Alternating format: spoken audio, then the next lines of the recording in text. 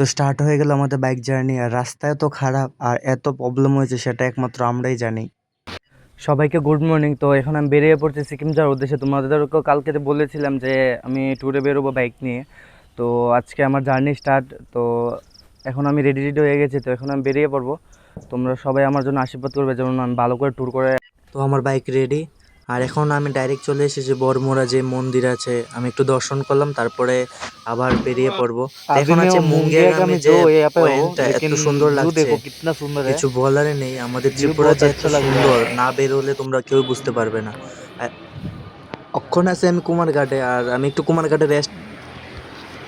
আমি একটু টিফিন করলাম, রেস্ট করলাম, তারপরে আবার বাইরে পড়লাম। আর তোমরা জাস্ট একটু ভিউটা দেখো, কুমারঘাটের ভিউটাও খুব সুন্দর লাগতেছিল।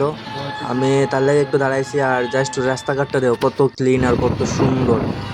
আর পাহাড়গুলি জাস্ট একটু দেখো, যারা তোমরা ত্রিপুরা বাইরের থেকে দেখতেছো, তোমরা জাস্ট একবার ত্রিপুরা ঘুরে যাও, যে কত সুন্দর ত্রিপুরা তোমরাই বুঝতে পারবা। ত্রিপুরা উপভোগ করে যাও একবার জাস্ট ঘুরে। এত সুন্দর ত্রিপুরা, আমরা নিজেরাই এত ঘুরছি না। আর তারপর আবার চুড়াবাড়িতে টিফিন খেয়ে নিলাম একটুখানি। গাইস, অক্ষণ আছে আমি আসামে। আর আগরতলা থেকে সকালবেলা 6টার সময় বাইরেছি, প্রায় 220 কিলোমিটার জার্নি করে ওখানে পড়ছি আসামে বাইক দিয়া। তোমরা তো সবাই জানোই যে আমি বাইক ট্যুরে বাইরেছি। তো ওখানে আমি আর তোমাদের কাছে ভিডিও বেশি দিতে পারছি না, কারণ কি রোদ রোদটা যাবে দিক। আর ওখান তো প্রচণ্ড গরম।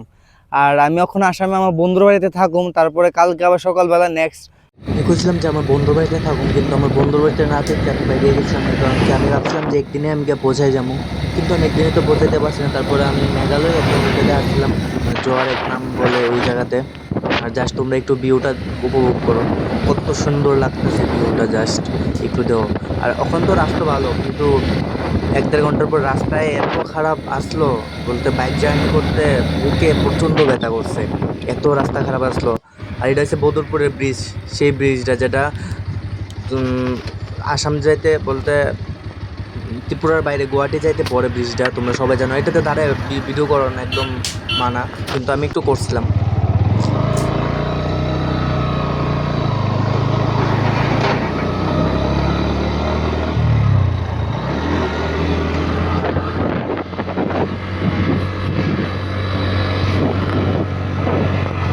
আর তোমরা জাস্ট একটু উপভোগ করো ভিডিওটা, কত সুন্দর লাগতেছে আর কত ভালো লাগতেছে দেখতে, বা ভিউটা কত সুন্দর, কিছু বলার নাই।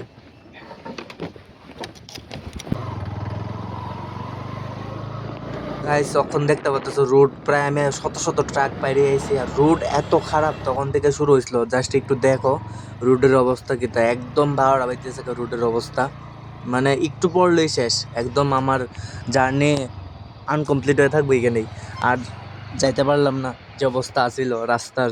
কিন্তু খুব কষ্ট করে পার হয়েছি, কারণ ট্রাক দেখো আসামের এটাই তো সৌন্দর্য না, মানুষ তো এটাই থাকা। আমরা আসামে একবার, তোমরা যারা আমার আসাম বা ত্রিপুরার বাইরের থেকে যারা দেখতেছো, তারা একবার আসাম ত্রিপুরা ঘুরে যাও, তো এই বুঝতে পারবো যে কত দুঃখ আনন্দ। আর খুবই গাইস দেখো কত সুন্দর পাহাড়, চা পাতা বাগান, মানে চারদিকে এত সুন্দর লাগতেছে। একবার তোমরা বাইক জার্নিতে বাইরেও তোই বুঝতে পারবা লাইফটা কত, মানে এনজয়ের দিনেই, আর কিছু না। লাইফে এনজয় ছাড়া আর কিছু দরকার নাই আমার মতে এনজয় লাইফ, তুমি লাইফে এনজয় করো, আর কিছু লাগে না।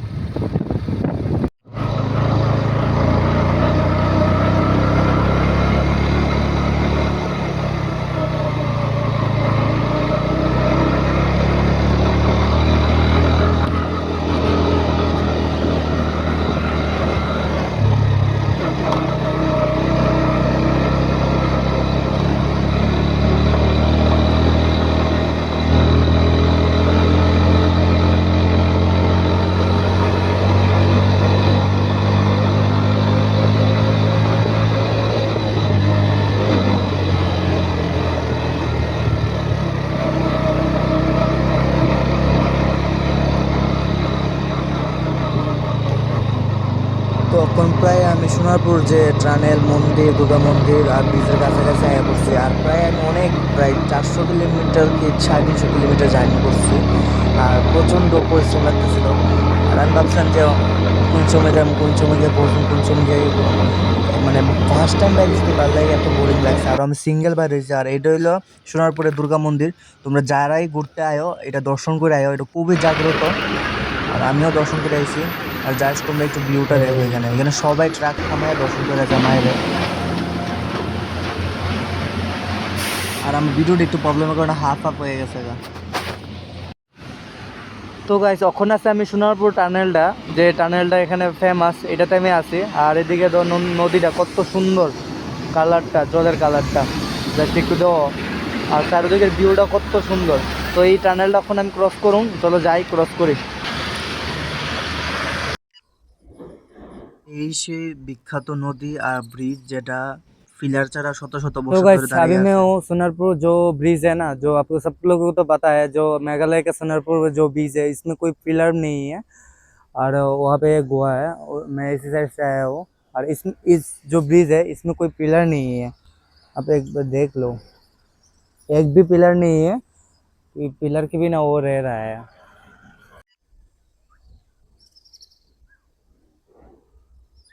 गाइस অবস্থা খুব খারাপ, দেখো জুতার ভিতরে জল ঢুকিয়া অবস্থা খুব খারাপ।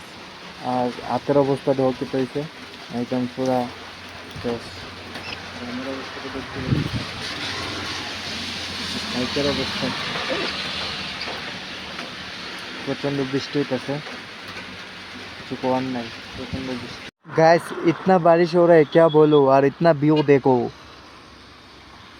शिलोंग में तो वही व्यू है ना, बहुत ही अच्छा लग रहा है व्यू। बारिश भी अच्छा लग रहा है, व्यू भी अच्छा लग रहा है।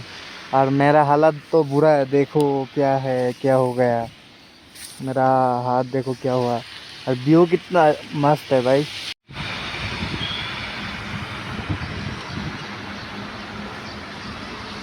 গাইস এটা কিটা এত সুন্দর ভিউ, ওয়াও এত সুন্দর ভিউ লাগতেছে, কত সুন্দর ভিউ লাগতেছে। মোবাইলে যাই না বুঝতে পারতেছি না, কিন্তু সামনে সামনে কত সুন্দর লাগতেছে।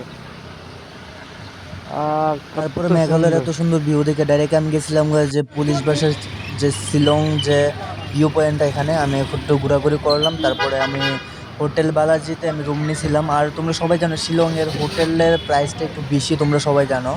আর এখানে তো প্রচণ্ড বৃষ্টি হয়, ঠান্ডাও প্রচণ্ড থাকে। তারপর আমি হোটেল নিয়ে নিয়েছিলাম, হোটেল থেকে একটু বাইরে গেছিলাম ঘুরতে। তারপরে তো চললাম তোমরা হোটেলটা একটু দেখাই নেই।